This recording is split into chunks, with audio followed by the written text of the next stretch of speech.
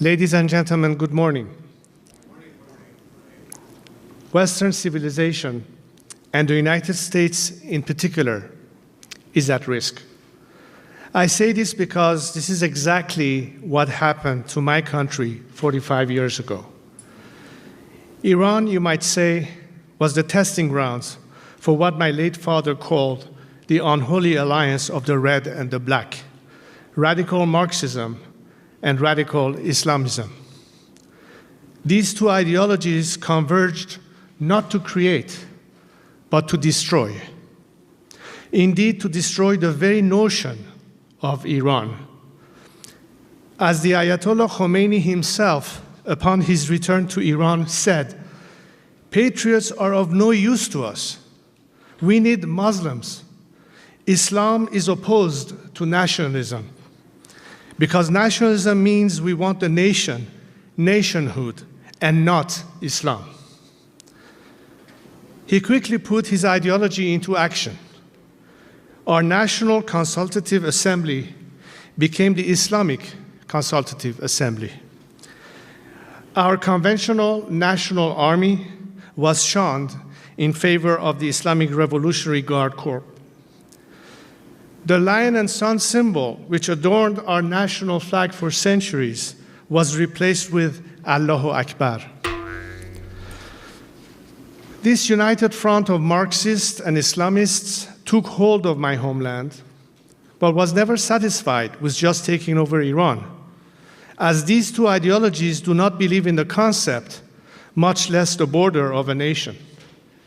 Indeed, the Islamic Republic in Iran does not view itself as defending or limited to the borders of the Millat, or the Iranian nation, but rather the Ummat, or the Islamic Brotherhood.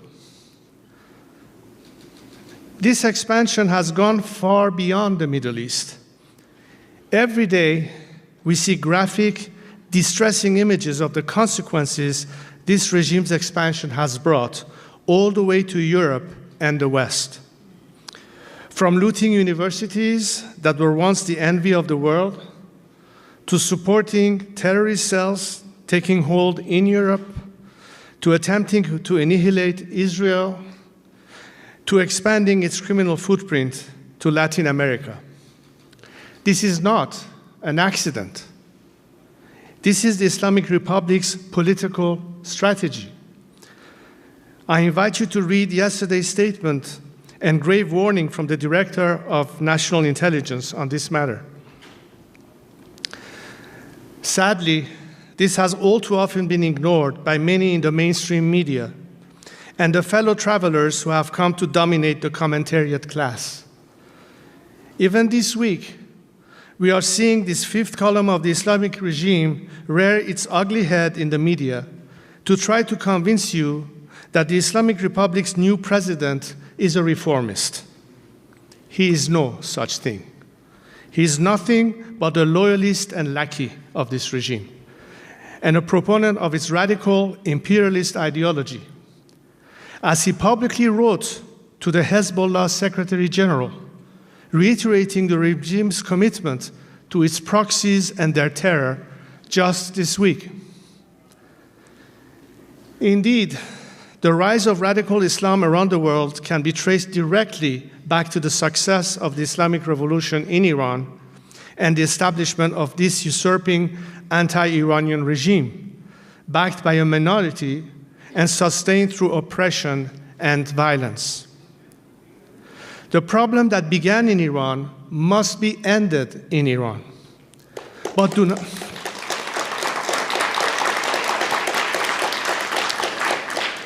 do not mistake this as a war between Iran and the West, nor a call for one.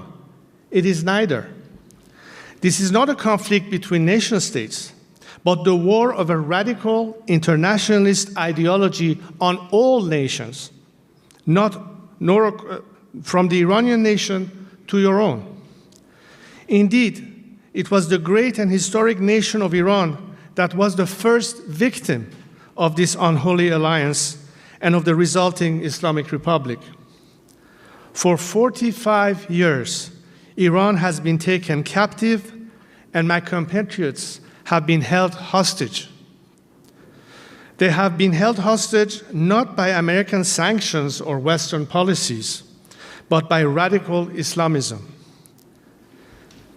But Western political elites have indeed been accomplices, not only in my compatriots being held hostage, but accomplices in the crimes against your own citizens and nations. The chief accomplice of the Ayatollahs in their violent march to their global caliphate has been American political naivete about the true nature of this regime and European guilt and fears of Islamophobia. You do not have to fight the war against this poisonous and murderous ideology on your own, but you must be aware that it is waging war against you. I do have good news, because there is an army rising up against this poisonous ideology, this unholy alliance. That army is the Iranian people, the united Iranian people. Today, I come to you with a message from that rising army, that nation under captivity, those citizens taken hostage. The Islamic Republic may have taken hold of Iran, but it has never taken hold of Iranians' love of country. Today, Iran, inspired by our ancient history and our great civilization, is in the throes of a national revival, a national reawakening, a national renaissance. Iranians are proud, strong people with a proud, storied history, and are not willing to lose it to this unholy alliance. As my compatriots on the streets or at the tomb of Cyrus the Great chant, we will fight, we will die, we will reclaim Iran.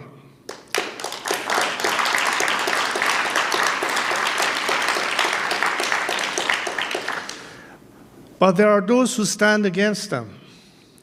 There are global interests who would rather see the Islamic regime in Iran stay in power. They are making too much money, taking too much advantage, or perhaps it's simply too convenient. I know this because I've had powerful men, wealthy men, well-connected men tell me to stop the fight, to give up the effort, because they have grander global plans at work. Some want to keep the regime in place forever.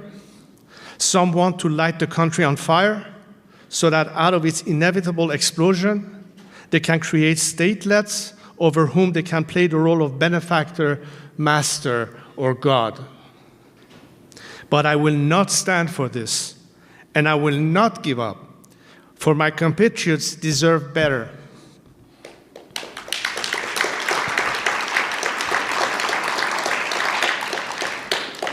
But do not be mistaken.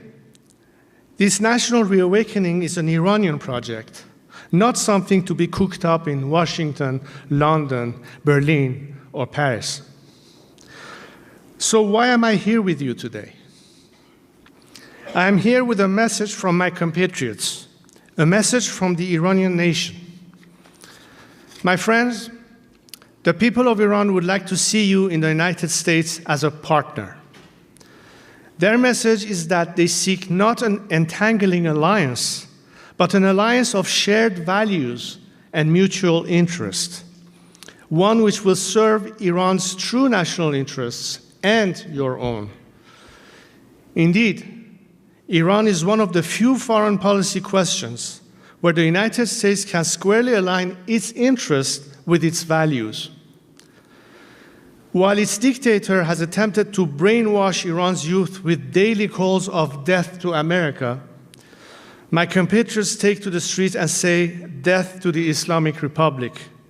And our enemy is right here. You lie when you say it's America.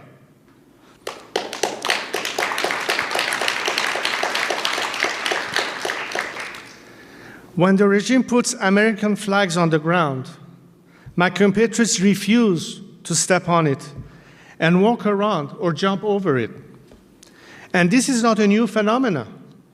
Iranians are the only people in the Middle East who poured onto the streets on September 11th, 2001, to mourn alongside you and to stand with you.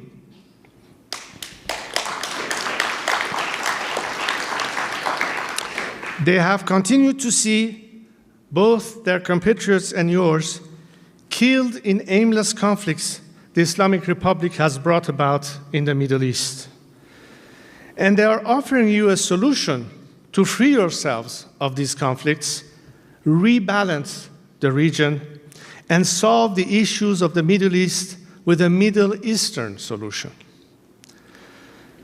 Because while the Islamic Republic seeks to spread its radical caliphate across the region, my compatriots denounce this imperialism and respond with shots of neither Gaza nor Lebanon, my life is only for Iran.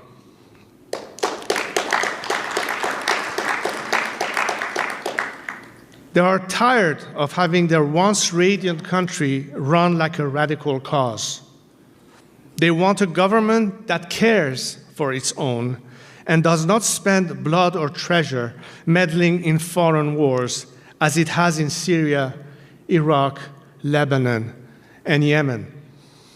They want to return Iran to being a nation state, as we have been for more than 2 millennia. How can all of this happen? My friends, we are not seeking your intervention. We are not seeking your charity. I am not here to ask for your permission to get rid of the Islamic Republic, nor am I here to ask you to do it for us. The true Iran, the ancient Iran, and the soon-to-be free Iran doesn't seek your patronage. It seeks your partnership. It doesn't seek your funding. It seeks your friendship, because our interests are aligned in the most unique of ways. So, as opposed to the growing threat of this unholy alliance of the red and the black, what, my friends, might a partnership with the Iranian nation look like? What will it look like when the sovereignty over our ancient nation is returned to its true sovereign, the Iranian people?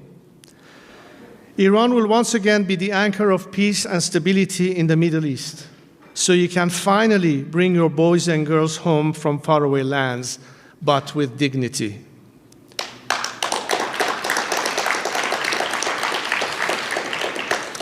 Iran will once again be the center of prosperity in the region and a safe haven for foreign investment, not foreign aid. Iran will once again be an ally of the United States and a close partner of both Israel and the Arab states, and see the Abraham Accords hopefully grow to the Cyrus Accords.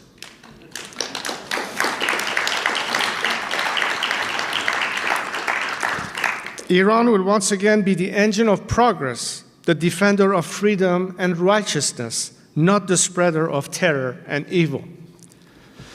You notice I say once again, because this is nothing new. This is the type of relations our two nations had before, particularly under the leadership of my father and President Nixon.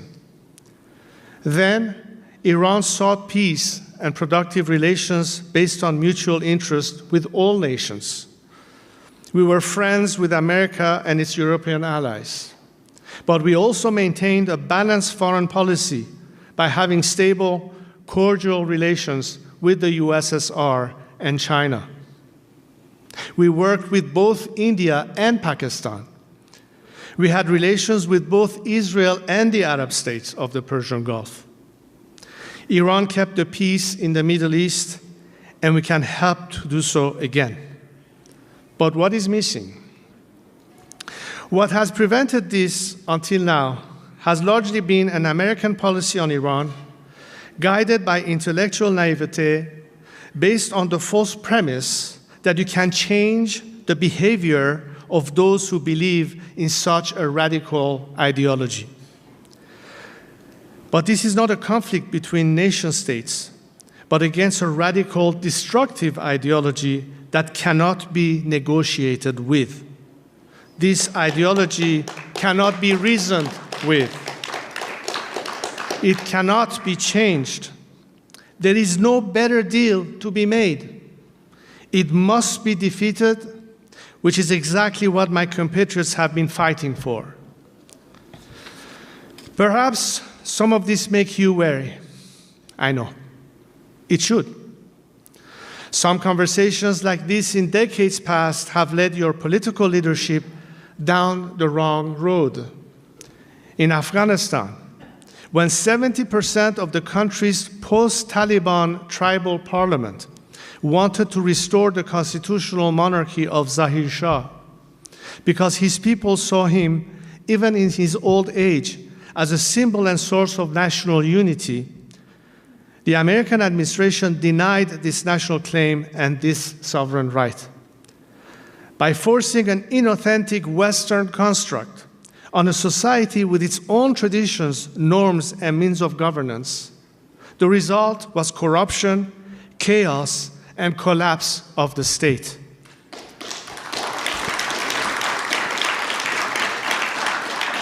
It was a devastating mistake, the consequence of which we continue to see today. This did not achieve security for America, nor was it successful in defending your values. Today, terrorist attacks are once again launched from Kandahar, and women are once again enslaved in Kabul. Because although America's aims may have been well-intentioned, the failure to listen to Afghans led it down a road to hell, paved with those very same good intentions. Only a few years later, in Iraq, Washington's political elites' arrogance and ignorance subjugated Iraqi national interests and sovereignty to small-minded sectarian interests that not only failed to unite the country, but further divided it. Citizens of Iraq were forced to see themselves not as Iraqis first and foremost, but as members of their religious sect, their ethnic group, or their clan, before seeking themselves as co-equal citizens of their nations. And let us not forget that all of this was brought about with military force. Let me make myself clear. That mistake should not be repeated in Iran, and I will not stand for those radical few who might advocate it, Iranians or Americans.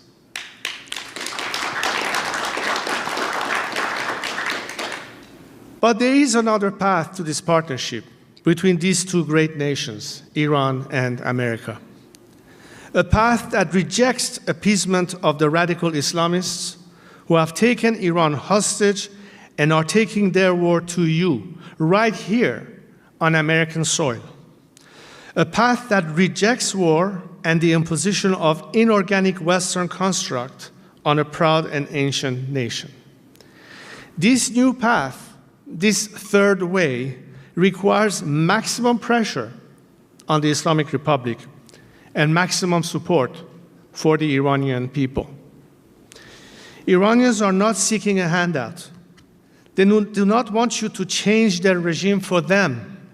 They are fighting on the streets and cities of Iran for their right to life, liberty, the pursuit of happiness, and to reclaim their most treasured inheritance, their nation.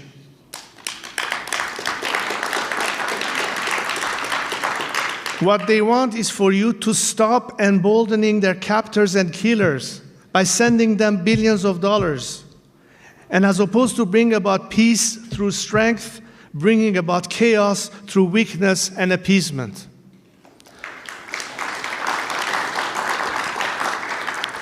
My friends, you have a fight on your hands. But your fight is not with the nation of Iran. Your fight is with the radical ideology of the Islamic Republic and its defenders right here in Washington.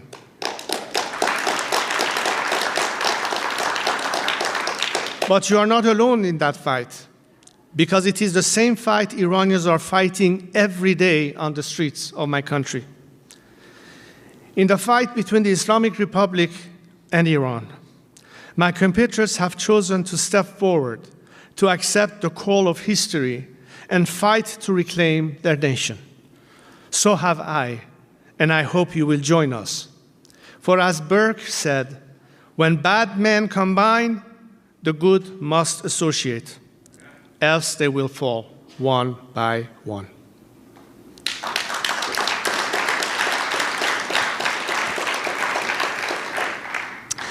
Being with you just a few days after we celebrated America's Independence Day is quite fortuitous, because some 250 years ago, as he authored the Declaration of Independence, Thomas Jefferson did so, inspired by the values of the Iranian king Cyrus.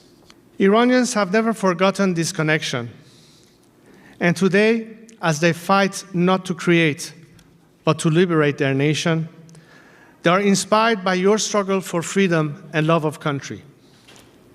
Our two great nations share this special bond. Great civilizations, true nations, never remained subjugated. And we Iranians will reclaim our country. As this eventuality becomes a reality, be with us in this fight, not as our patrons, but as our partners, not as our founders, but as our friends. For our battle is won. Thank you.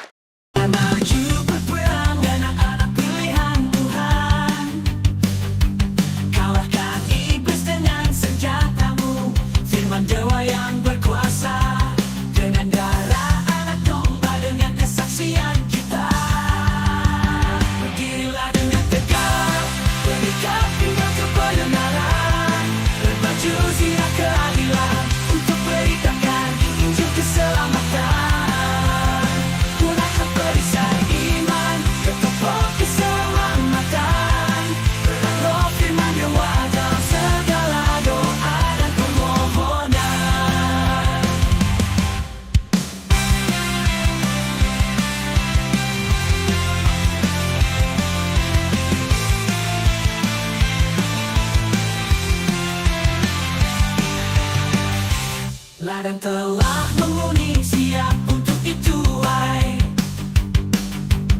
Menangkan jiwa dengan senjatamu, firman dewa yang berkuasa. Dengan darah anak domba, dengan kesaksian kita. Berdirilah dengan tegak, berikat pinggang kebenaran, berbaju zirah keadilan, untuk beritakan Injil keselamatan. Gunakan perisai iman dan topok keselamatan, perang roh firman dewa dalam segala doa dan permohonan.